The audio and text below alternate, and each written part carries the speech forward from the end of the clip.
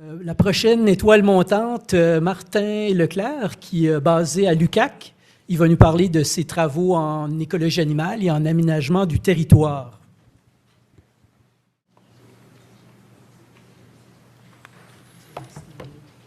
Parfait. Merci. Donc, bonjour tout le monde. J'aimerais d'abord remercier le CEF de nous permettre d'avoir cette visibilité en tant qu'un nouveau chercheur. C'est très apprécié.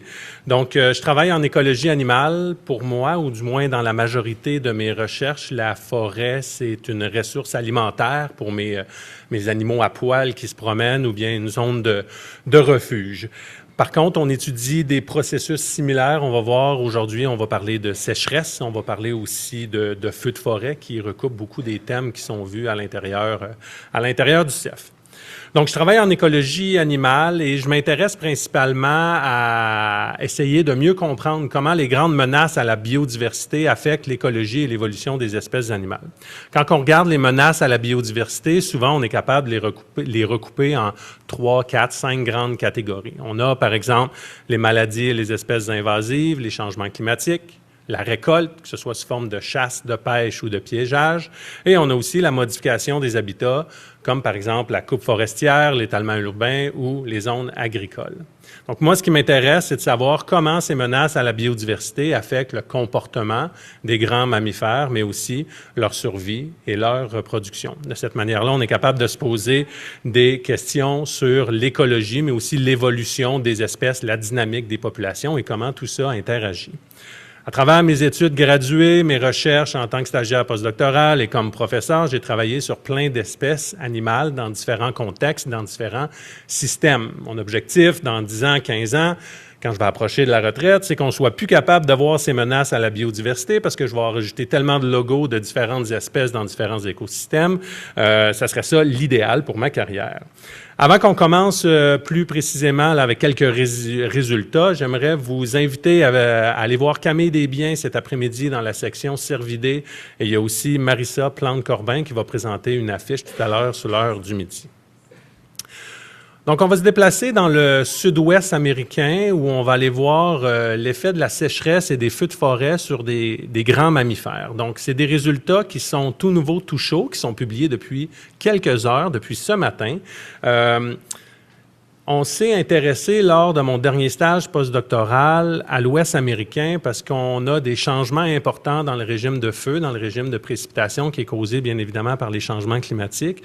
Et dans ce stage postdoctoral, on avait une mission principale, c'est un projet financé par la NASA qui voulait savoir si les données récoltées d'instruments montés à bord de la Station spatiale internationale étaient utiles pour l'étude de la biodiversité en général. Donc, on a travaillé avec 2 instruments, EcoStress qui mesure l'évapotranspiration et JEDI qui mesure la biomasse là, qui est disponible.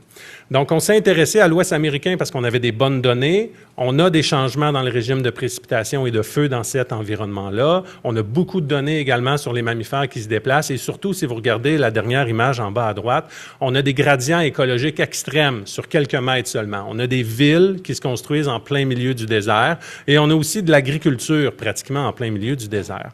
Ça ici, c'est une image de EcoStress qui mesure l'évapotranspiration en 2019. L'année 2019, c'est une année où il y a des précipitations de manière normale. Je vous ai mis des cercles, des arbustés, shrubs, donc un milieu naturel, et juste à côté, crop, les champs agricoles. Les champs agricoles sont irrigués dans cet environnement-là avec un pivot central, donc ça fait une parcelle d'agriculture circulaire. En 2021, il y a eu une sécheresse très importante et voici ce qu'on a obtenu en juin 2021. Donc, c'est le même endroit, 2 ans de décalage, quelques jours de différence, mais c'est aux environs du 15 juin en 2019 et en 2021. Et on voit très bien qu'en 2021, les champs agricoles restent toujours très bien irrigués, mais pour les milieux naturels, on a vraiment diminué l'évapotranspiration, puis on a accentué le gradient entre les milieux naturels et le milieu anthropique. Et ça, les animaux sont bien au courant de ça. Et ce que ça fait, c'est que le cerf mulet, qui est une version, disons, un petit peu plus grosse que le cerf de Virginie, mais qui ressemble quand même passablement, va doubler son utilisation des champs agricoles en période de sécheresse intense. Donc, vous pouvez penser aux conflits faune-humain, on les exacerbe pendant des événements de sécheresse extrême. On va avoir plus de déprédation, un risque de collision routière aussi qui est augmenté. Donc ça, c'est l'effet sur le comportement. C'est intéressant, mais on est allé une touche plus loin, puis on est allé voir est-ce que ça affecte aussi la survie ou la reproduction du cerf-mulet. Donc, ce qu'on a utilisé, c'est le taux de recrutement. Donc, c'est le nombre de fans qui a survécu jusqu'au mois de décembre. Donc, c'est le nombre de fans par 100 femelles. Donc, ici, quand on a des intensités de sécheresse, disons, de faibles jusqu'à modérées, on a des taux de recrutement autour de 60 fans par 100 femelles. Par contre, lorsque l'intensité de la sécheresse augmente et passe de niveau important à extrême, bien là, on arrive avec des taux de recrutement qui diminuent énormément, puis on a environ une perte d'un tiers du recrutement lorsqu'on a des événements de sécheresse extrême. Pendant ce stage postdoctoral-là, j'ai également travaillé sur les effets des feux de forêt avec Kirby Mills. Et assez rapidement, après quelques discussions, on a réussi à voir que les feux pouvaient avoir des effets très complexes sur la faune, dépendamment de caractéristiques intrinsèques du feu, par exemple l'intensité ou la sévérité du feu, l'âge, le temps passé depuis le feu, l'hétérogénéité à l'intérieur du feu, le ratio périmètre-surface, la superficie du feu, tout ça va moduler les réponses des proies et des prédateurs qui sont là. Mais il y a aussi un jeu entre le proie et le prédateur. Si les proies vont l'utiliser davantage, c'est possible que le prédateur vienne l'utiliser davantage également, les parcelles qui sont brûlées. Selon le mode de chasse, si on a un prédateur qui va chasser par embuscade, comme un cougar par exemple, ou il va chasser par poursuite, comme le loup, bien, les réponses peuvent être différentes. Entre l'été et l'hiver aussi, les réponses sont différentes. Donc rapidement, ici, on a fait une petite matrice avec 4 choix, mais on aurait pu bâtir un arbre de décision avec 60 flèches différentes à l'intérieur de l'arbre de décision, et ça aurait pu quand même, ça aurait pu montrer la complexité des feux. Je vous passe rapidement ici un petit exemple, 2 cerfs-mulets A, cerf-mulet B, en coloration derrière, c'est la qualité de l'habitat. Vous voyez en rouge, ça c'est un feu de forêt qui est arrivé. On a été capable de modéliser quelle aurait été la qualité de l'habitat s'il n'y avait pas eu de feu. Et on a été capable de faire la différence entre les deux. Et ce qu'on voit, c'est que pour le cerf-mulet A, le feu a réduit la qualité de l'habitat, tandis que pour le cerf-mulet B, le feu a augmenté la qualité de l'habitat. Donc, on voit que pour la même espèce, séparée d'environ une centaine de kilomètres, le feu a eu des effets assez contrastés sur la qualité de l'habitat de l'animal. On a regardé, disons, si on était capable d'obtenir des réponses à l'échelle populationnelle très générale. Et ce qu'on a vu pour le cerf-mulet, c'est que l'idéal, c'était des feux de petite superficie. Donc ici, l'axe des X est sur l'échelle log. Là. Donc, dès qu'on arrive avec des feux un petit peu plus gros, la probabilité que ce feu soit sélectionné par l'animal diminue grandement. Et aussi, les cerfs-mulets préféraient des feux de faible sévérité comparés à des feux de forte sévérité. Donc, l'idéal pour les cerfs-mulets, c'est des feux de petite superficie de sévérité, d'intensité faible, ou de sévérité faible. On a également été regarder quel était l'effet des feux sur la production de juvéniles. Et ce qu'on a montré, encore une fois, c'est que les feux ici réduisait le nombre de fans, tout comme la sécheresse.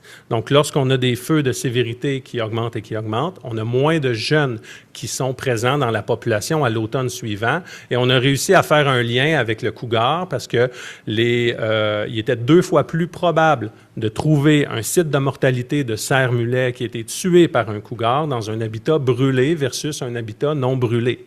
Donc, le feu a probablement des bénéfices en termes de qualité de nourriture ou d'abondance de nourriture quelques années après que le feu est passé, mais tout ça peut être contrecarré par un risque de prédation qui est plus important. On n'est pas encore capable de dire si c'est plus ou moins bénéfique, si la prédation a un effet trop grand comparé à l'augmentation des ressources de nourriture, mais à tout le moins, ça nous donne une indication que les 2 effets peuvent cohabiter en même temps. Donc, j'espère dans le futur pouvoir continuer à travailler sur les feux de forêt, mais dans d'autres écosystèmes, comme par exemple avec le caribou forestier. J'aimerais profiter de la dernière ou des 2 dernières minutes qui me restent pour parler d'un autre projet qui est sur le cerf de Virginie en milieu urbain, périurbain. Vous pouvez bien sûr aller voir la présentation de Camille cet après-midi, mais sinon, je vais vous en glisser un mot rapidement. C'est un projet qui s'appelle Parc en santé.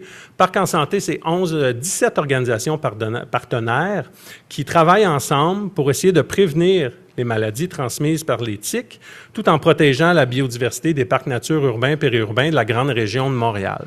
Vous avez probablement entendu parler des cerfs de Virginie de Longueuil, il y en a aussi à Montréal, des densités très élevées. Ça a des répercussions assez importantes. Les cerfs, lorsqu'ils arrivent à très grande densité, vont venir brouter de manière chronique la végétation. On va avoir une perte de biodiversité végétale, mais aussi une perte de biodiversité aviaire. Le cerf de Virginie, c'est un autre reproducteur pour certaines espèces de tiques, comme la tique à pattes noires, qui peuvent transmettre des maladies. On pense à la maladie de Lyme, l'anaplasmose, la toxoplasmose. Donc, le cerf de Virginie, lorsqu'on l'observe en densité élevée, souvent, on a une perte de biodiversité, mais aussi un risque accru pour les humains qui fréquentent ces mêmes parcs-là. Puis, l'objectif de créer des parcs nature urbains et périurbains, c'est d'offrir des îlots de biodiversité où est-ce que les gens peuvent fréquenter ces parcs-là en sécurité. Donc, on voit qu'on a une petite problématique, puis la mission d'assurer une santé et une sécurité pour les usagers, elle devient plus difficile à obtenir. Donc, de là est né le projet de recherche Parc en santé, 17 organisations partenaires. On travaille dans 3 axes. On utilise vraiment une approche qu'on dit une seule santé, qui dit que la santé des humains n'est pas indépendante et elle est fortement reliée à la santé de la faune et à la santé des écosystèmes. Donc, moi et Jean-Pierre Tremblay, on travaille sur l'axe serre et biodiversité, mais il y a nos partenaires de l'Université de Montréal qui travaillent sur les tiques et les agents pathogènes, d'autres qui travaillent sur la section de la science citoyenne. Il y a plusieurs étudiants gradués qui sont venus combler plusieurs postes dans les dernières semaines, dans les dernières années, mais il y aura du recrutement dans les prochaines années. Donc, si vous êtes intéressés, je vous invite à venir discuter avec moi dans les corridors dans les prochains jours. Sinon, pour les autres, je vous invite, il y a eu un reportage à la Semaine verte il y a quelques semaines, au mois d'avril, sur le projet Parc en santé. Donc, je vous invite à aller le visionner. Donc, sur ce, merci beaucoup pour votre attention.